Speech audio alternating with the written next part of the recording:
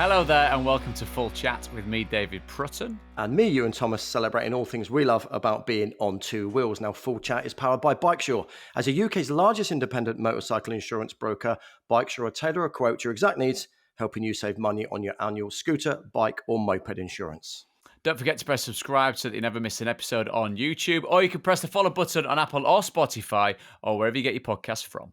Right, Prats, I'm looking forward to this episode. We have got a proper country gent, a lovely man who is a must follow on social media for his bike content, product reviews. His passions include travel, as I said, bikes, cars, beautiful places, beautiful coffee, beautiful people, interesting people, which worries me because he's going to spend the next 45 minutes or so talking to us. And I'm going to put it out there. He could possibly be one of the most stylish, well-spoken guests we've had yet. It is, of course, Freddie Dobbs. I love that intro. Thank you so much. You've made my day with that. Freddie, it's a pleasure to have you on. On a personal note, given what I've seen on YouTube, given what I've seen on your Instagram, I mean, I've been to Morocco with you, I've been to Motorcycle Live with you, I've been sat in the cockpit listening to you talk about the review of a Harley Road King, all of this, mate, seeing the wonderful clothes, the fashion that goes with that beautiful love of motorcycles. And what has been very, very evident, and when you go looking through what you put up, what the reaction is to your content, the cinematic side to it, my friend, is an absolute joy to behold. These things are a work of art. That is something. Does that come naturally? Is that something that's taken a lot of hard work to look so effortlessly stylish? Really appreciate it. I love with regards to biking, I love the style side as much as the motorbikes. For me, it's almost 50-50. You pick your dream motorbike, but then the outfits and the style is equally as exciting as the motorbike. So I love everything to do with it. And the style of motorbikes, unlike with cars, it's such an important thing. Like what you wear on a motorbike is equally as important as the motorbike. I know there'll be a lot of people like, Freddie, don't be so pathetic. Just get on the bike ride. No. For me, the style is so important. And whether people like to admit it or not, you look back at the films like that, Marlon Brando, the wild one back in the 1950s. Yeah. Imagine that in, for example, an all-out adventure suit with Gore-Tex and textiles. Now, you've got to have the leather jacket. You've got to have the style with it. It's important for me, and I get really excited about it. It's not that I'm trying to push people to, like, you have to wear this, you have to wear that. Just for me, I just love it. It really excites me. Bearing that in mind then, has there ever been a bike that you've been, offered a loan of and you've looked at it and gone, oh no, I couldn't be seen on that? Or what on earth will I wear on that? I mean, have you ever been outstyled by a bike? Has ever a bike intimidated your wardrobe? No, but it's a good question with regards to the type of bike. I don't usually do all-out adventure bikes. And I remember I tested a Ducati Multistrada because I wanted to see if I could be really enthused by a bike that's completely out of my comfort zone. And it just didn't end up being exactly my kind of bike in the end. So I did try it. And I understand, for example, that hardcore, all-out, big capacity adventure bikes are excellent bikes. But for me, biking is all about passion and what connects with you on an emotive level. So for me, what connects me on an emotive level is something that looks amazing, gets my heart racing, and that's the beautifully designed machines, the modern classics, Harley Davidsons, things like that. That journey, that love and real there's a real nourishment to what you do, Freddie, with regards to what you invest your time and your own money and your own interests in. I mean, the Bonnie that's been on this journey, that's been ridden and rebuilt. And you see it? And fit, gorgeous. With the panniers. I mean, I got exactly the same panniers after a review that I saw of your panniers. We won't mention those right now because I'm not getting anything free of them just yet. But it was exactly that style of what you wanted for that particular bike. And I think even the people that you've worked with that have evidently met through socials and really given that bike a new lease of life, it's that investment in quality and the investment in what these machines and these articles and these items of clothing stand for you, isn't it? 100%. I always feel with a motorbike, it's the deep personal emotive attachment. Like this Bonneville now is probably worth about, I would say, £2,000 maximum. But for me, it's worth more than when I bought it for £3,650. I could never sell it. Like I'll test out a brand new Triumph and I think, that's an excellent bike. And I know it's better than my Bonneville, but I don't care because I've got all of the memories with my Bonneville. Now this for me is like, it's just unthinkable to get rid of it because it's so much more special because it's earned my love. And I love that about it. It's personal. We say it before, don't we, Prutz? You know, you and your bike will go. I don't mean this literally, but you'll go on that journey, and it will have broken down. It will have let you down, and you swear in it, and then you love your bike, and it's just so personal. As you said, that bike is priceless to you because it's your bike. And where did that journey start for you, though? Because we speak to a lot of people, and they always say, "Yeah, my dad was into bikes," or "My uncle, my auntie used to ride bikes." Was it passed down to you? Was it something from a young age you knew you wanted to be on two wheels, or did it come later in life? No. I grew up in the Fast and the Furious era. So I grew up, it was all about cars. You pass your test and immediately you want to be Vin Diesel. So you're buying the best car you can. I bought a Vauxhall Nova, and you go to the cinema, you watch Fast and the Furious, and we're street racing all over the place. We're buying like Lexus rear lights for the cars and anything that you can buy, the cheapest garbage possible, but you're just out on the streets just racing around all the time. No one was biking when I was younger. It was all about max power, fast and the furious, that type of stuff. And then I remember one day I was going to work. I was about 24 in a job I hated. I was in recruitment. I finished university, and this was a miserable job for me. Office job, cold calling, picking up. Do you want this job? Do you want this job? And I remember thinking, God, I'm turning into a vegetable.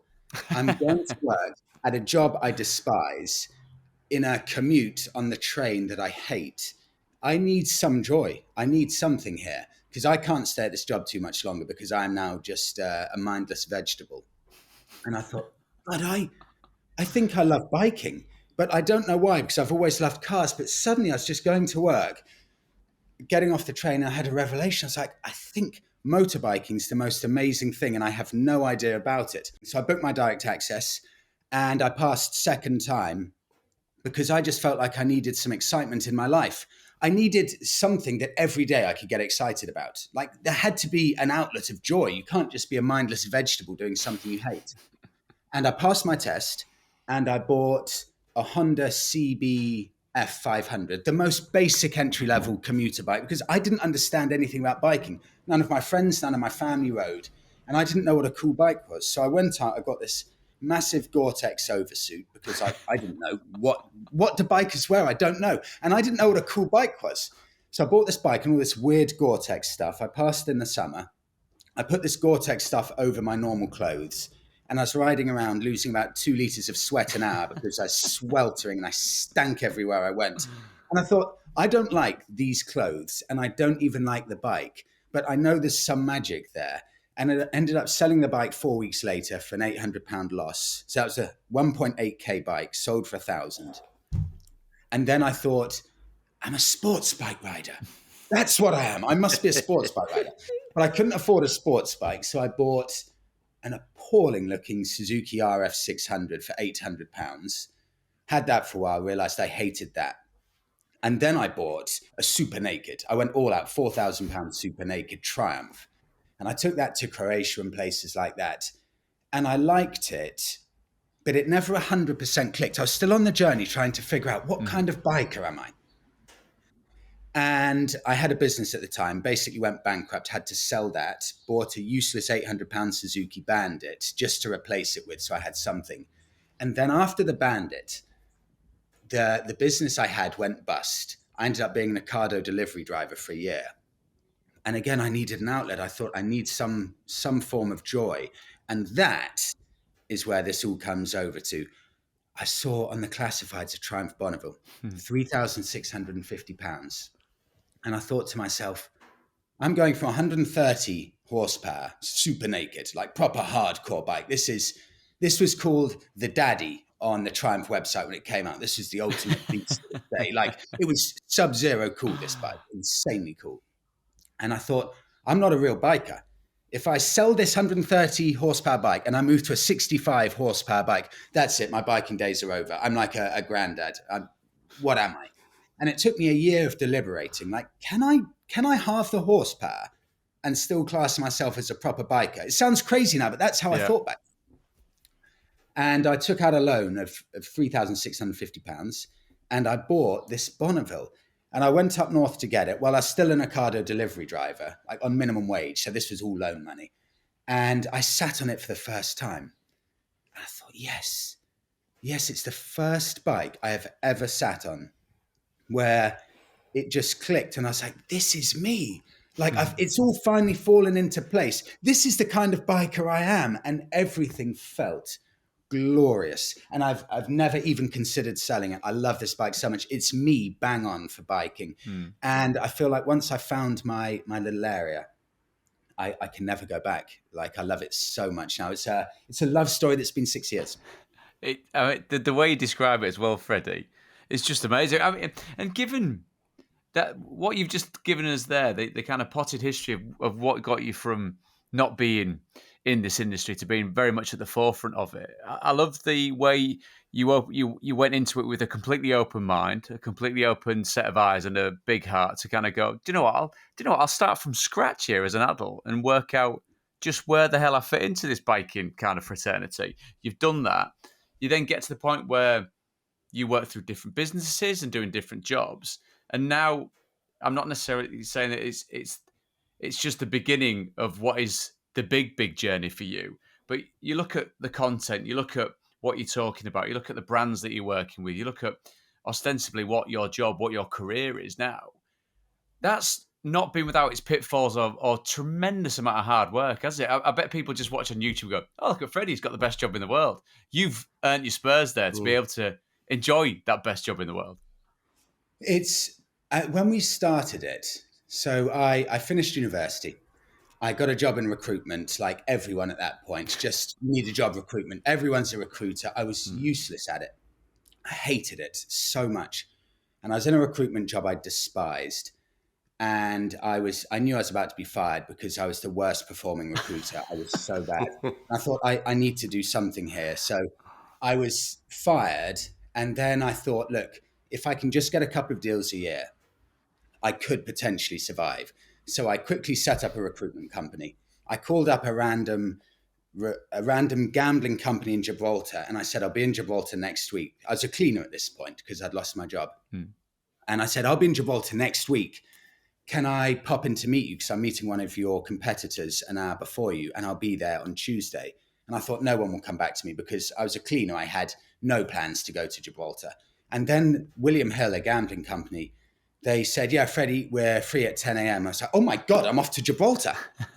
So I headed off to Gibraltar, and that was the start of a recruitment company I had for 9 years. I ended up having an office in Richmond with 5 people. That all went bust, and then the roller coaster of 9 years. And then it finally went bust when I was about 34 or 33. So I had to get a job as an Ocado delivery driver for a year.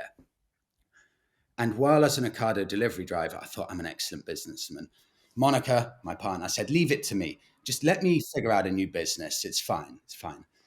And I spent a year there like a vegetable. I didn't come up with one business idea. And it got to a point where I was like, right, so that's fine. I'm just an Ocado delivery driver. I'm not a businessman because I can't think of anything. And Monica then thought, right, this is crazy. You're doing nothing. I'm going to start posting some pictures on Instagram of you and your Bonneville, which luckily I'd bought. This is all thanks to the Bonneville, everything, seriously, because it's so photogenic. And Monica was posting pictures of me on Instagram of the Bonneville. And I was furious at first because I'm kind of in a way shy because I thought, no, Monica, my friends are going to bully me if I start doing these poses with a Bonneville. Please don't post anything. And she did it anyway, because again, I keep saying it, I was like a vegetable. And that went quite well. But then we thought, is there a way we could monetize this? And we couldn't figure a way out for Instagram at all. So at this point, I'd left Ocado and we were working as Amazon delivery drivers, just delivering, Amazon Flex type stuff during COVID. So we spent the whole of COVID doing Amazon Flex. And during that time, we were doing some Instagram posts and stuff like that. And we thought, should we try YouTube? And Monica said, why don't you just make a video? Because you're getting a few bikes now on Instagram, like an Indian Scout, Harley Davidson, Triumph. I said, Monica, I can't talk on YouTube. It's too embarrassing. And she said, look, do you want to talk on YouTube or do you want to go back to Ocado? It's up to you. So I thought, okay, right, fine. I'll try and talk. And it took me, we had an Indian Scout at the time, for Instagram. I thought, let's try and film on YouTube. It took me 30 attempts just to say, hello, I'm Freddie, and this is an Indian scout. And it was like 30 painful attempts like that just to say the intro. And it started like that. And we were lucky because this is such a popular bike, the Indian Scout. Sub-Zero cool. Everyone loves it. And that got good views, not because of me, but just because we were lucky that we started it with an Indian Scout. So we got lucky in that respect. It sounds to me like it's not luck in terms of you've worked hard in life, like Prut said, but you've got your Bonneville, which you love, and your partner who's obviously very supportive and pushed you in the right direction. Do you sometimes pinch yourself now then to think, I was in a dead-end recruitment job I didn't enjoy, then I became a delivery driver with all due respect I didn't enjoy, and now you're making content on bikes you love and people will love watching you. Do you pinch yourself? I feel like I've won the lottery. The feeling is even more incredible than I thought it could be. I know a lot of people look at YouTubers, and a lot of the time, you could say, is it really that good? Come on, it can't be that good. It must be so much hard work to get there and do that. But for one, it is that good. It's like a dream. I get to wake up every day and act like a child and think, right, I want to test this motorbike. I can test this motorbike. I want to head off here and there to this country. I want to try and get to, where was it? To Sardinia. For £200. And I'm like, Monica, I'm heading off in a week's time. By the way, I'm going to Sardinia.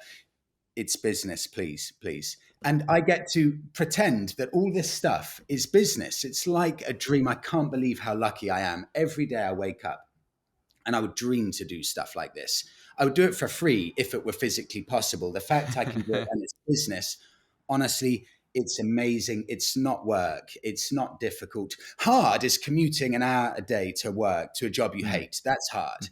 YouTubing, filming motorbikes and travel, that's not difficult at all. It's easy. It's amazing. It's a joy. I'm so over the moon that I can do it every day. Like there's nothing difficult about living your dream at all. I mean, it's such an amazing way to put it, Fred, and it really does sum you up. That positivity, the energy that you put into what you do. That's why you look at the growth of what you put out there, and as you say, going from that fella that was taking an age to get stuff up and running with the wonderful help of Monica. She's a wonderful feature of all the work that you do as well, isn't she? It's a real team effort. Yeah, I mean, weirdly, Monica's incredibly camera shy, and but she does everything. So she does all of the editing and all of that. This all started because of Monica. Now I've got overexcited about it and I love it. And I end up filming most of it. But Monica is the one who behind the scenes is doing all of this stuff, like all our Libertatia brand with our books and tool rolls and t-shirt. Monica actually started all of that stuff as well. She's like the master behind it. And I'm just a person on front of camera in essence. The video ideas are all me. But Monica behind the scenes is doing more of the kind of high level stuff like that. And the ideas that just come pouring out of you, the one that just jogged my memory was getting through France and staying away from motorways and péage and, going on the old kind of D roads and N roads, which are just the most beautiful straight roads. And you just see countryside, village. And it's a glorious way of seeing France, isn't it? And the places that you just pitched up and thought, you know what? These are the digs for tonight, tent down, chuck the stuff in and get cracking. And this is the magic of wild camping. This is what I discovered when I went to Barcelona like 2.5 years ago. I went to see my friends at a festival at Primavera in Barcelona. And I thought, what I'm going to do? I'm going to wild camp all the way to Barcelona. Because I'm sure you know what it's like. If you're on a big road trip or something like that, and you pack up and you're spending £100 a night on a hotel, after about 8 nights, you're like, oh my God, I've spent £1,300.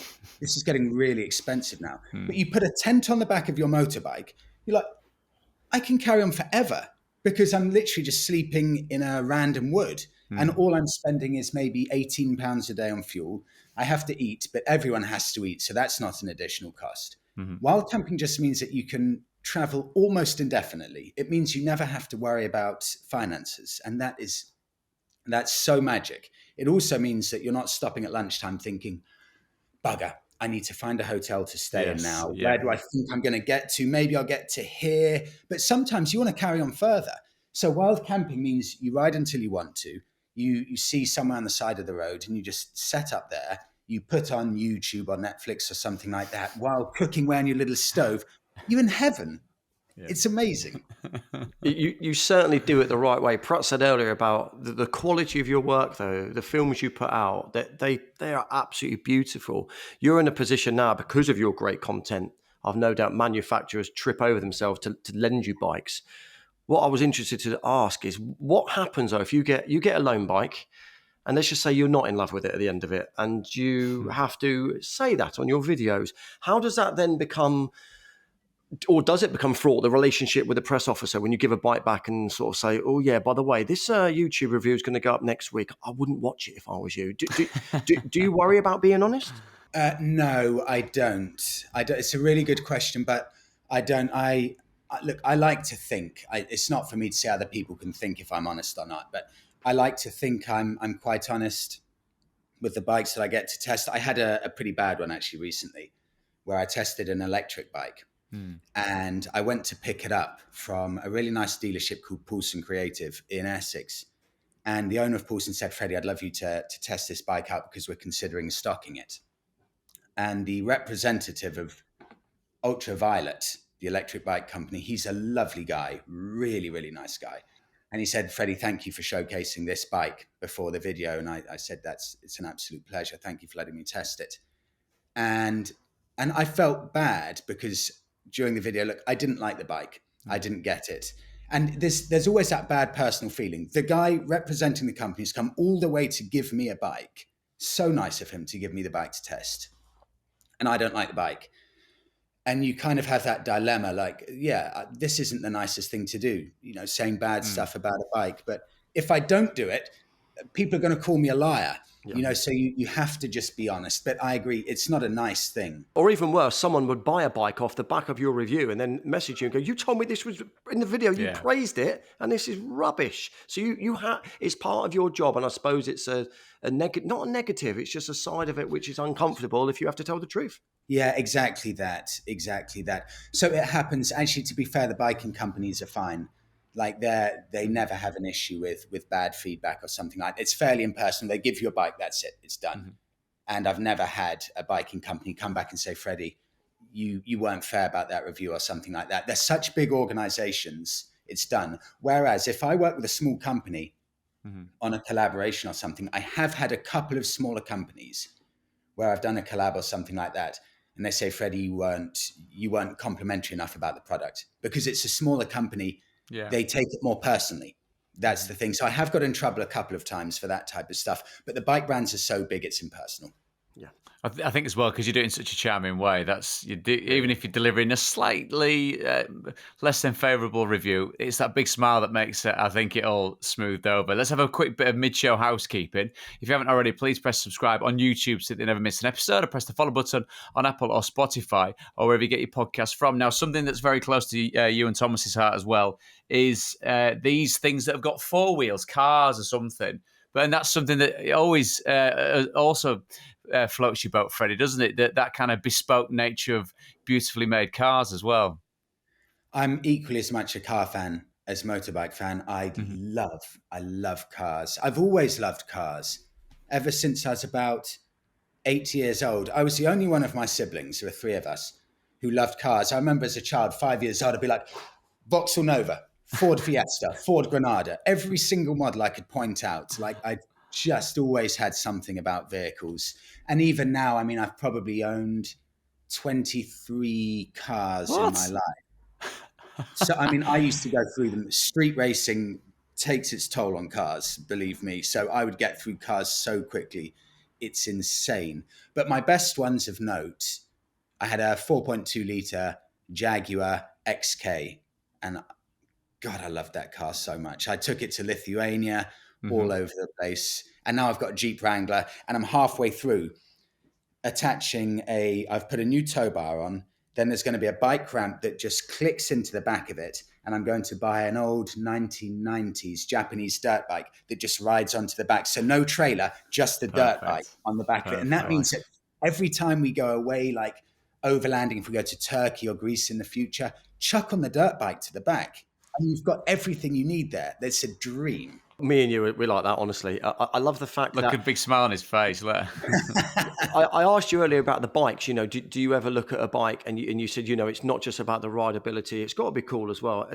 You're obviously like that with your cars as well. I can't see you owning, you know, a car that doesn't suit your personality, because you're very flamboyant, you're very out there, and I mean that with love. You know, and like you say, a Jeep Wrangler with a bike on the back, it's just cool. It just Yeah. seems to me you just love being cool. I love that. That sounds like Do I'm being really fanboying you, but what I'm trying to get at is you would not own a car that isn't cool, would you? Or a bike? No, I wouldn't, because for me, it's emotion. Like, I think common sense is overrated. It's almost like we're pre-programmed to think, just, you got to be sensible. There's got to be common sense there. Come on, don't do that. That's not sensible. Have you thought about future depreciation? Have you thought about how you're going to pay into your pension? All of this stuff. We are programmed in from school. I sound like a conspiracy theorist. Make sure you pay into your pension. Have you got your life assurance?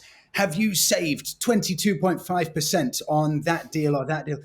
It's too boring. We're here for a good time. We need to follow our heart and buy the stuff that we feel something about. We don't know if we're going to die next week. Mm-hmm. Like, I want to be on my deathbed and think, yes, you know what? I did that. I don't want to be on my deathbed and think, well done, Fred. That pension fund is really strong there. You did a good job with that. There's no point being the richest corpse in the graveyard. So I'm going to go out there and spend all my money and buy the vehicles that I love. And the vehicles that right now, and as a child, I thought, that's the coolest thing I've ever seen. And that's how I like to live my life every day. Just enjoy every penny and do everything the way I dream I would. If I just imagine I'm on my deathbed, I look back, would I be proud of myself? And the only way for me personally, everyone's different, I'd be proud of myself. Live life to the limit and get everything I want to do and do everything I want to do. And I love living like that. I save nothing. I spend every penny I've got.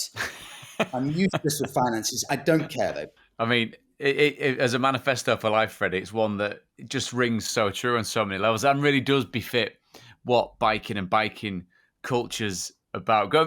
Just we touched on that dynamic earlier with yourself and Monica.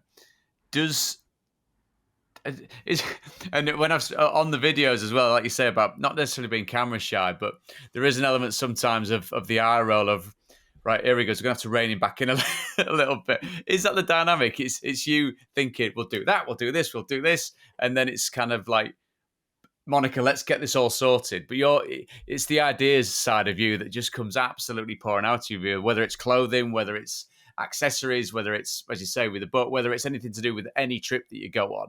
It just fizzes out with you. Yeah, Monica probably has to dial back 60% of stuff. Really? She's fine if I embarrass myself, but sometimes she gets to a point and she's like, no, you're going to make me look bad with this embarrassment. Because if there's one bad comment about Monica, that's it. She walks off into the sunset. She can't deal with the negativity. But for me, I don't know why. I don't care. So I'll do something, and Monica would be like, look, you're going to look like an idiot if we post this. So we're going to have to rein this back. For me, I just post anything. I don't mind if someone thinks I'm an idiot. It's not that I think they're wrong. You're probably right, and that's fine, but I just don't care, you know. It's a great way to be, especially with your line of work. You have to be thick-skinned because, you know, for every 99 lovely comments, you're going to get the odd horrible one. And sometimes, like Monica, you know, it's hard to ignore those negative people because that sticks in your mind. But I think people love you because you're you, and I wouldn't ever change who you were. Be as silly as you can be. The thing is as well, Freddie, there's a real interaction with it because, as I said before, about whether it's Instagram or whether it's YouTube, there's an active engagement from yourself with regards to people that take the time to ask questions. And it shows how much I sit and watch YouTube. But if people are looking for where you got a particular thing, and obviously you do all the links and in the description, but you do go out of your way to help and engage in what people are after. And I think that overriding sense of, with what social media and online content is, if you don't like it, fine. I love the comfort that you feel in that. If you don't like it, fine, go and do something else. You're here for that good time. I've got other things to crack on with, other wonderful things to crack on with. So that's your kind of way of approaching it, and this is my way of approaching it. That seems to be your MO. I'm a big believer in our happiness. We are in charge of it. Monica's not in charge. My family, my friends, they're not in charge of my happiness. Only I'm in charge of my happiness. It's up to me how I react to some negativity. It's up to me if I wake up in the morning, I'm happy. I'm in charge of it. So it's up to me to change it. If I'm not happy with something, I need to go out and change it. I need to quit my job. I need to, if I'm about to go bankrupt, sell my vehicle. I need to head off to a desert island, be by myself for 3 months. If that's what it means, I need to sell my house, sell everything.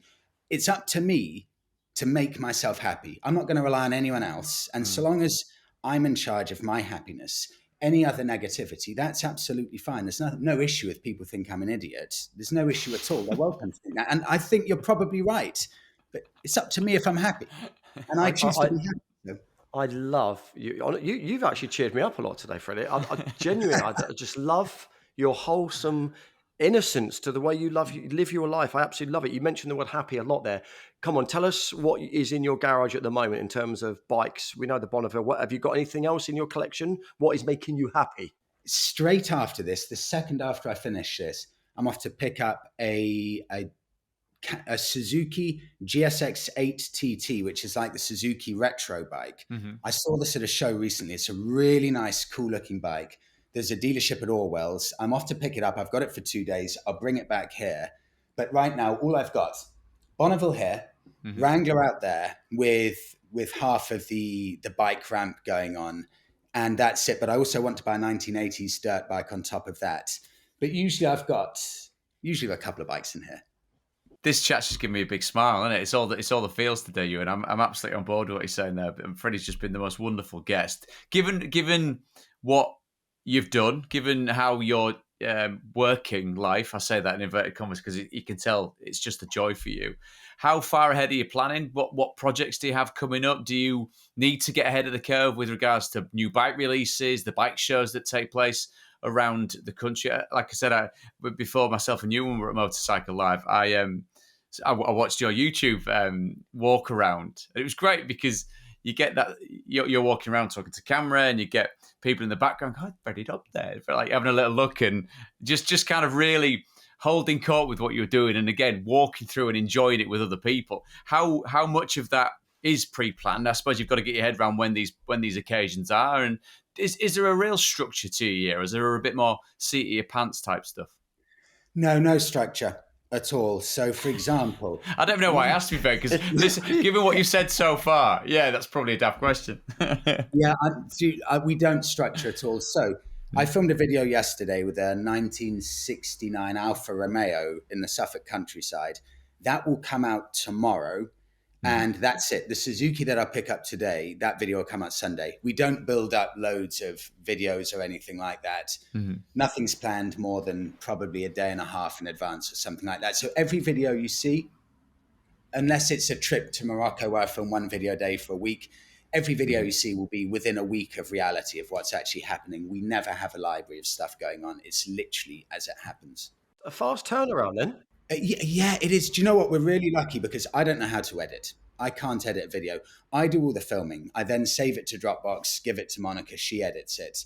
So we actually do 2 videos a week on YouTube and 1 podcast a week as well on YouTube. So it's actually 3 videos a week.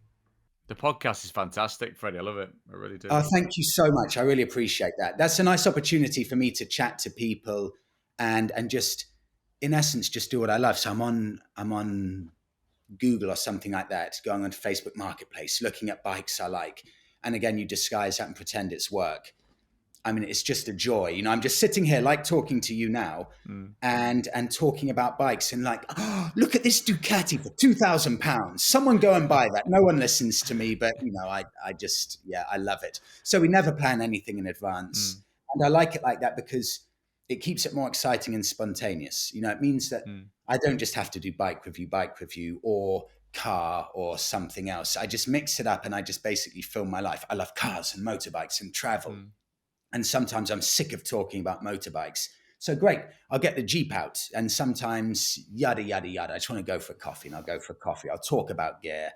Yeah, it keeps it fresh. And for me, I just do what I like to do. Just a logistical one, and we've had so many wonderful guests on here. And you have. Can I say I'm a massive fan? I watch all of your stuff. I love it. That's very kind, Freddie. Just from a logistical point of view, when you are solo motorcycle tripping, and again, it's a credit to the skills of how it's put together and how it's filmed. But you know the big kind of glorious landscape shot where you're the solo motorcyclist riding through over the hill and out off past the horizon. When you're filming that on your own, do you have to ride through, find the shot, ride back, film the shot, turn around, come back, pick the camera up, and go again? Because it's a very boring logistical question, but you're kind of going. So does that then mean that your trip lasts longer than it would do if you were just riding it first time and straight off? Yeah, you're bang on. You're bang on, David. It's exactly that. A trip takes twice as long, genuinely, because you set up a tripod. Mm-hmm. It's 2 minutes to get the tripod out, set it up. You then ride off into the distance, and then you ride back, and sometimes it's 20 minutes just to get a 10-second clip. Yeah, it's double the length of journey to do it. But I love those. For me, they're my favorite shots. Yeah. The ride-by shots where you're going past. I really like that kind of thing because I don't know why, but I never actually talk while I'm on the bike. So I have to do these kind of ride-by shots. You don't, do you? No, because the soundtracks themselves are beautiful as well because there's a real feel and a nuance to it, and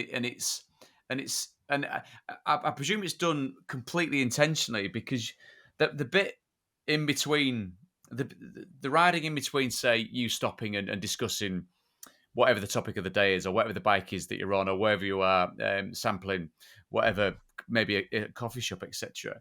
The bit in between with the riding of the bike with the music and the soundtrack, it's almost something that you get lost in.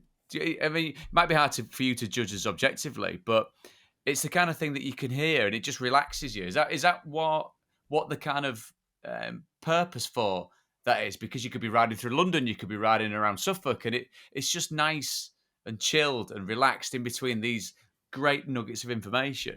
I really appreciate it. I think a lot of it is because I grew up loving cars. When I'm watching, for example, Top Gear or something like that, I've always liked seeing someone's face when they're talking because I feel more connected to seeing it when you see the face. And the only problem and I do like it, I watch loads of channels where people talk on the bike. I love it. And I may even start doing it in the future myself. But I've never got into it from doing it myself, only because I really like seeing someone's face as they're talking to you. And when you've got your visor down, you just can't see the face. You lose a little bit of the personal contact. And that's initially why we started it. And so it doesn't get too boring. Monica puts the music on over the top because I'm not speaking. But look, maybe I'll do it in the future. Maybe I will, because a lot of people say, at least do a bit of talking while riding. I'll be honest.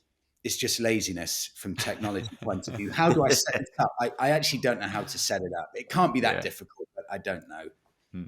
Right. You talk about riding. Talk us about a fantasy ride if you can. Unfortunately, this is going to be the final question because this has flown by. We've loved chatting to you, but we'd love to ask you to tell us your most idyllic fantasy ride. So imagine you could be riding anywhere in the world. What bike would you be riding on? I think I know who you'd be riding with. You better say the right answer.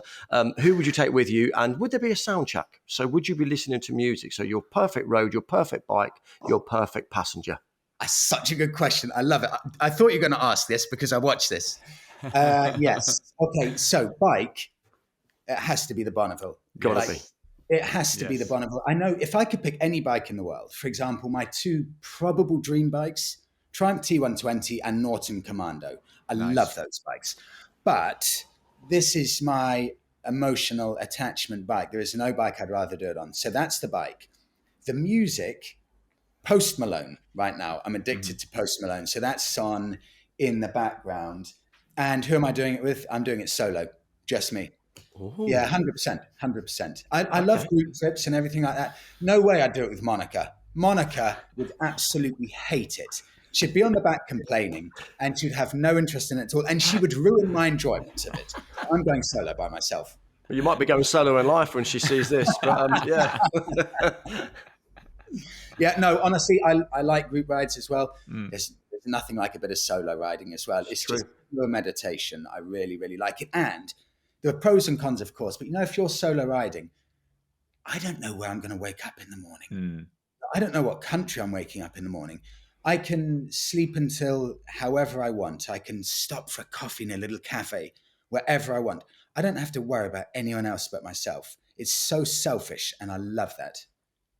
And is there a destination? I mean, given where Oh, you've yes. been and what you've kind of enjoyed, are you going somewhere that's warm? I mean, again, just to get bang up to date with your content, riding through Morocco in that group ride when you had that awful, was it 2 or 3 hours, 4 hours maybe in the afternoon, where you're trying to work out whether it was altitude sickness or motion sickness? I presume you're going to stay away from somewhere that's either too high or not enough oxygen. Yeah, I actually got ripped to pieces online for that because What? I think I portrayed the group tour company in a bad light, and This, I got ripped. Freddie, sorry to but you Yeah, watch it, and I did watch the whole thing. This is me fanboying now. I yeah. mean, that's what the internet is it's extreme reactions.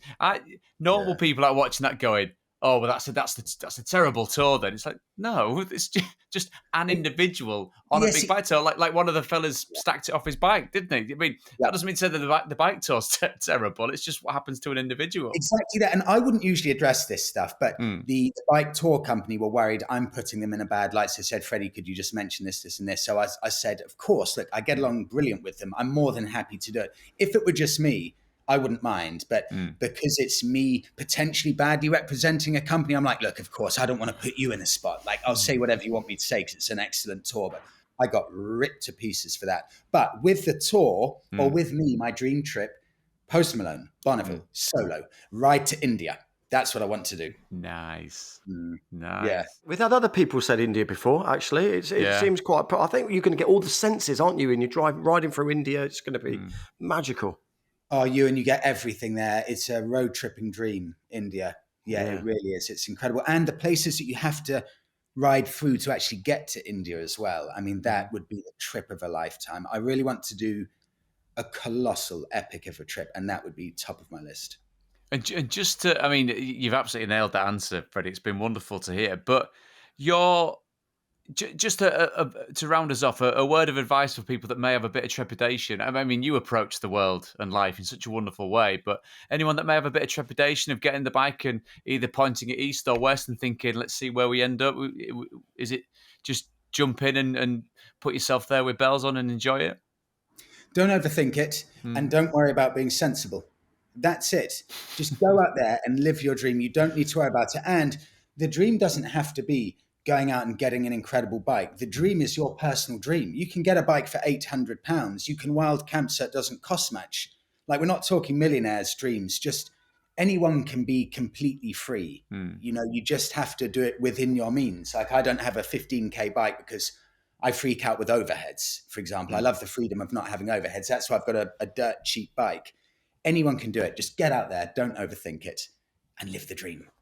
That's absolutely. It's been such a joy, but sadly, Ewan and Freddie, that's about it for this week's Full Chat powered by Bike Show. As the UK's largest independent motor and cycle insurance broker, Bike Show will tailor a quote to your exact needs and help save you money on your annual bike, scooter, or moped insurance, and so much more. Well, you heard it there. Live the dream. And honestly, you have been a dream. What an episode. A massive thank you to our special guest, Freddie Dobbs. Loved it. Thank you both. It's been my pleasure being on. I'm huge fans of all of this, so thank you both. Freddie, you're a delight. It's been an absolute pleasure. Don't forget to press the subscribe button on YouTube so that you never miss an episode, or press the follow button on Apple or Spotify or wherever you get your podcast from.